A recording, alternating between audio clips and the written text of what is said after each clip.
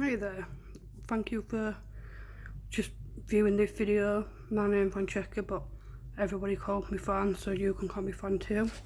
This is basically just a video to explain like BPD, like borderline personality disorder, and post-traumatic stress disorder. But in my view. So I'm 27 and 3 boys. Where to start really? I have always had trouble since a young age with depression and self-harming and feeling suicidal and being a bit clingy to people and stuff. You know, the amount of times that my GP just fobbed it off, you know, like, oh, it's just depression, you'll get over it, there's some pills. For so long, all the way through my life, since like, I say about 11, I've been like really bad with depression, like up and down and up and down. Had trouble through school and had trouble through college. And basically it took something really traumatic to happen to finally get diagnosed. So here's my story, guys. So on the 19th of May this year, I decided to try and end my life. I sent text messages to my friends and family saying goodbye. I then travelled to Doncaster, tried to make amends with an ex and a friend and stuff, did what I did there and walked towards the train lines. I was walking down the train lines and my ex shouted at me. He was like, Fran, it's not worth it. Please, come off them, you know? Let me prove it and I love you and it's not worth it. At first I was like, fuck off, you know, like, nah, no one loves me. Who the fuck could love a crazy bastard like me, basically? So yeah, I was on the train line for quite a bit. Finally come off them. Started talking to my ex. He kept me talking for a bit. Then the police arrived. Train line people arrived, you know, to stop the trains and stuff in case I went back on them. Then the paramedics arrived. Now, when the police first turned up, I was like, nah, fuck this, I'm not talking to no police, like, I don't need your help, like, you've never helped me before, so why now? So, we was waiting for a bit. I was laughing and joking, thinking about if I do a runner, like, yeah, you know, I can get away from all this. So yeah, in the end, after a few hours, like, they sat me in the ambulance with the paramedics and they checked me over to make sure I was okay, like, health-wise, and made sure that I've, like, not done any damage while being on the train line. Then they took me to St. Cath, 136 room.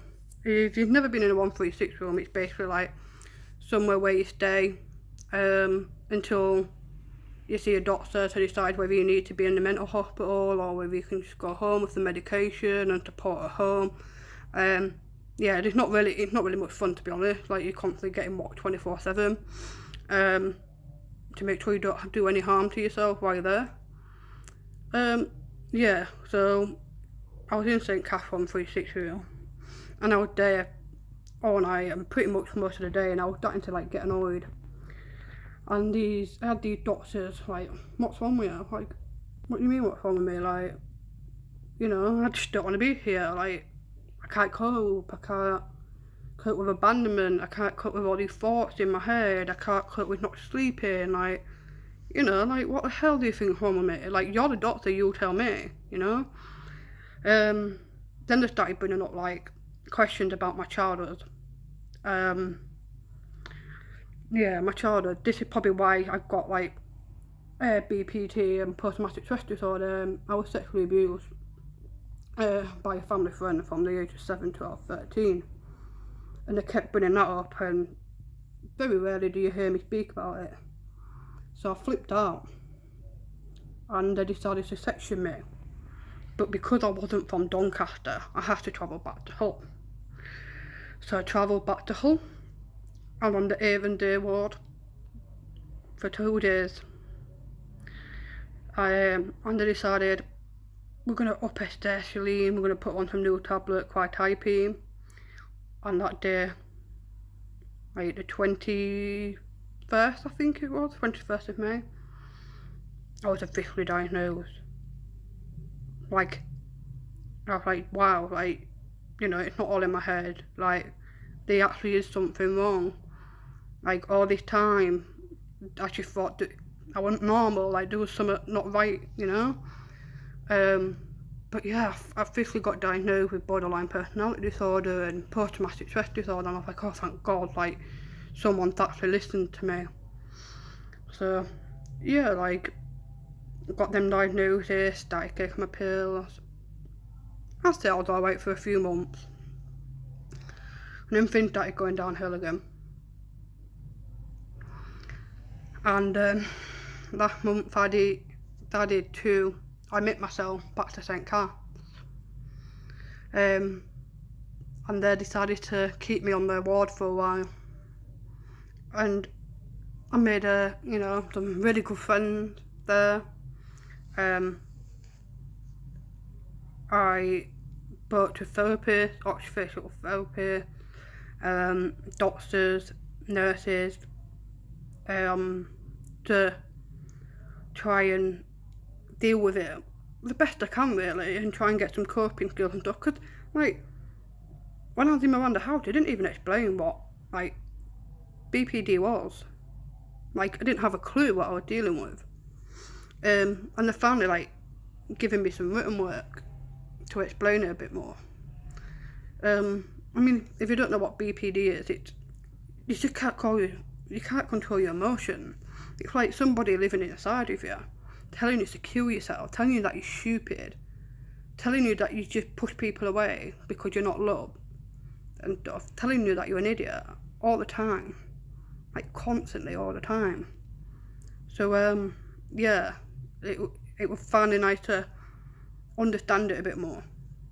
So I was in there for a few weeks, come back to Hull, my hometown, with pills, a lot of support in place, support workers every day, having therapy, anxiety session, learning new coping methods.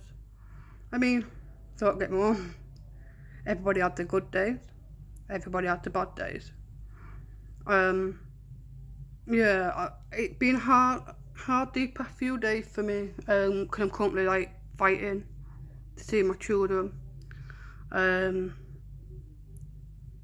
So yeah, like, basically it's very hard living with BPD and post-traumatic stress disorder. Like, there's not a day go by where I don't feel like I'm being abandoned or I'm not lonely or something. Like, it's horrible, dudes. Like, it's horrible. But, like, you know what the good thing is? We can get through this.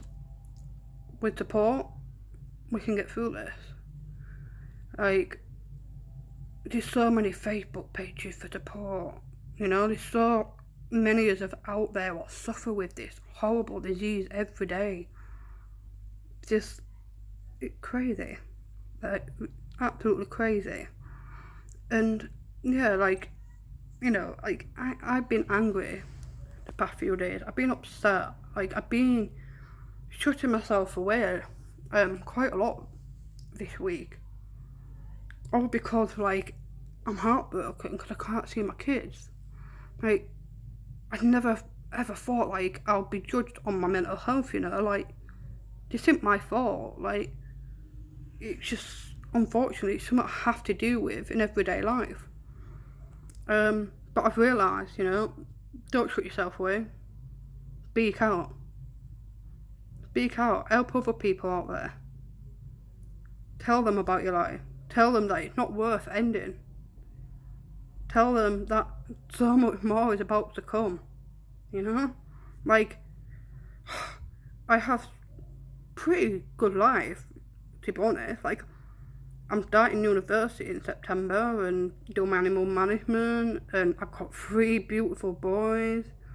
I've got a good family around me, I've got good friends.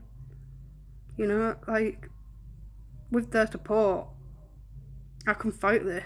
I can come through at the bitter end.